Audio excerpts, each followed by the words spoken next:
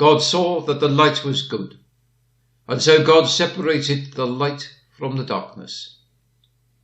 The book of Genesis chapter 1, verse 4. Earlier today, in our morning meditations, we considered the goodness of the light and the Lord's dividing it from the darkness. Now, this evening, we can turn our attention to the eye with which the Lord had for the light. God saw the light. He looked at it with complacency, gazed upon it with pleasure, saw that it was good.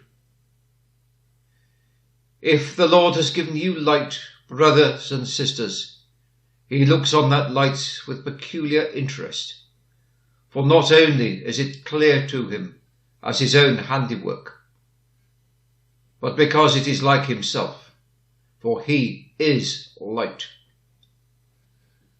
It is pleasant for the believer to know that God's eye is in this way tenderly observant of that work of grace which he has begun. He never loses sight of the treasure he has placed in our earthen vessels. It is true that sometimes we cannot see the light, but God always sees the light, and that is much better than our seeing it. Better for the judge to see my innocence than for me to think I see it. It is very comfortable to me to know that I am one of God's people, but whether I know it or not, the Lord knows it. So I am still safe.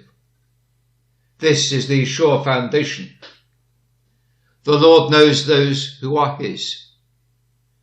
You may sigh and groan because of inbred sin, and mourn over your darkness, and yet God sees light in your heart, for he has put it there, and all the cloudiness and the gloom of your soul cannot conceal your light from his gracious eye. You may have sunk low in despondency, maybe even in despair, but if your soul has any longing toward Christ, if you seek to rest in his finished work, God sees your light. He not only sees it, but he also preserves it in you. I, the Lord, do keep it, he says. This is a most precious thought to those of us who, after anxious watching and guarding of themselves, are only too aware of their own powerlessness to do so. The light thus preserved by his grace, he will one day develop into the splendour of noonday and on to the fullness of his glory.